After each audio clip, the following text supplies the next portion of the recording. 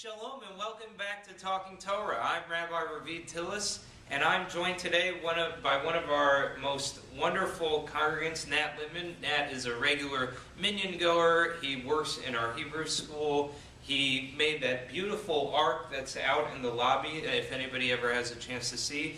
He's really a jack of all trades, willing to do anything that we ask. And one of Nat's programs that he's working on with Karen Katz and myself is the second night Seder for this year Passover on April 15th. On April 15th, 6:30. at 6:30 p.m.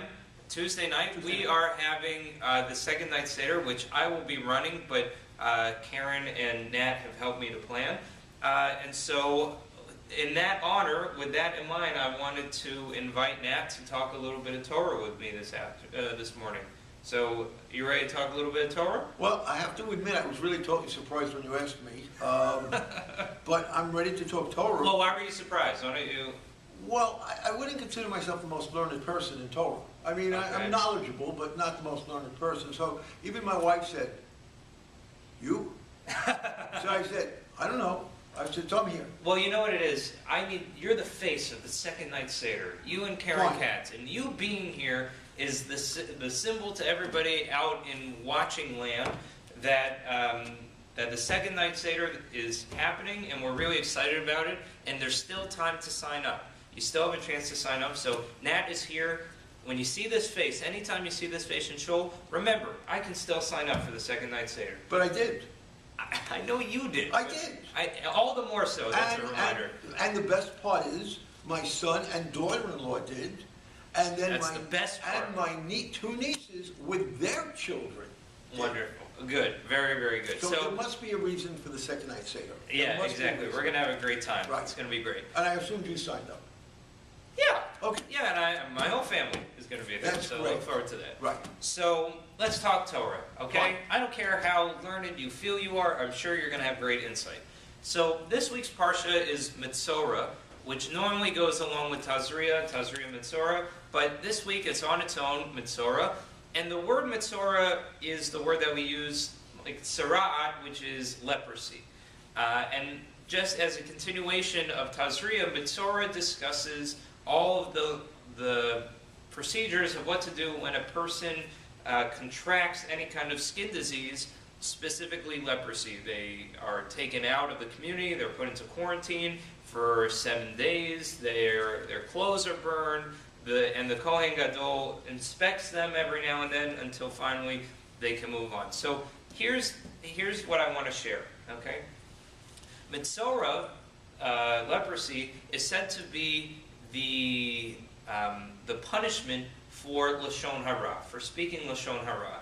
And I think it's interesting that Metzorah, which is on the skin, is the punishment for speaking Lashon Hara. And I'm wondering if you have any insight. Does the punishment fit the crime? That's the real question for me. Does the punishment of leprosy fit the crime of speaking Lashon Hara? What's your thoughts? Go one step further. And I do believe, I really truly believe, that we're being watched over all the time.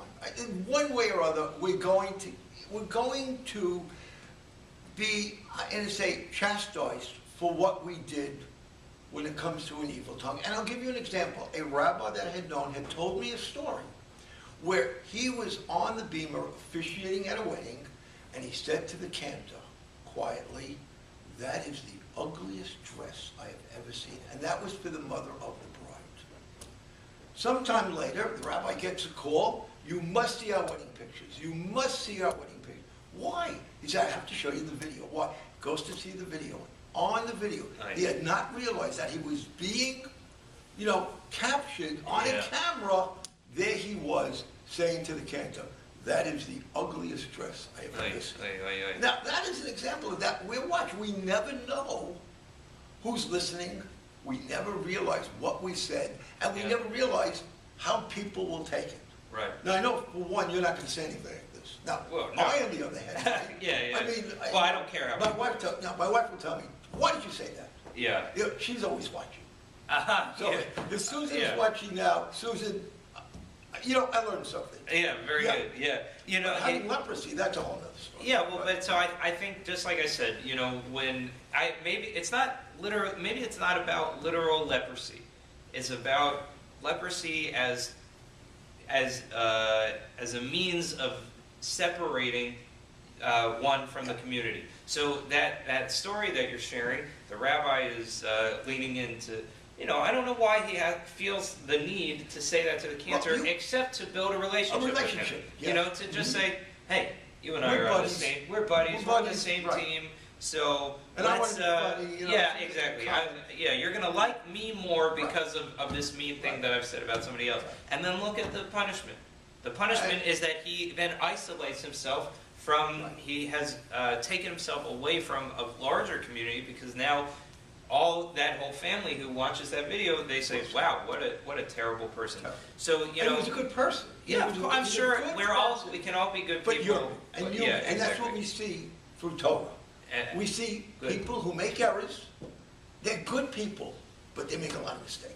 A lot of mistakes. Absolutely, and it's clear that lashon hara is one of the biggest pitfalls in our human existence. Is this terrible evil inclination to want to build community through bringing other people down, and that is exactly what the tzara'at is all about, and the excommunication temporarily, because it's not saying you Not can't be in forever. community Right. forever. You know, it's just saying you need a break from the community if that's what you think community Although is. that individual will remember it forever, and hopefully Yeah, they hopefully. do. Hopefully, and yes, Yeah. the community. Yeah, will leprosy forget is about not it. something you forget. You're not, or even saying something and having realized you've insulted someone, Yeah. and years down the line, that still is in the back of your mind, saying, you know, I really made an error. I really should not have said that. Yeah. Very good. Thank you so much, Nat, for joining. You see, that was it. That was it. That was I'm ready- it. I'm hot now. Oh, he's I'm ready ready to to go. go. I'm ready to go. All right. Well, what else? What else? That's it. That we'll do another. All right. Sounds good. So, thank you so much to Nat for joining us. Don't forget to sign up for the second night Seder. If you don't have any plans, please join us. We'd be happy to have you. It's at 6:30 for the sake of if you have kids or young kids in your family. We're really going to be targeting it to make it comfortable for families of all ages. And I'm sure that it'll be a good time for everyone. The last thing I want to make sure I mention, this week, again, the USY Kines, the Chazak USY Kines is going to be here at the synagogue. So if you'd like to enter into community, we're learning about being cut off from community. If you want a chance to enter into a community of youth and exuberance and excitement, this weekend is a great weekend to try it out at the USY Kines, hosted by the Merrick Jewish Centre. Thank you again, Matt Littman. Rabbi, really appreciate it. Thank you for asking me. And have a Shabbat Shalom and Shabbat Lehit Shalom. Road. Lehit Road.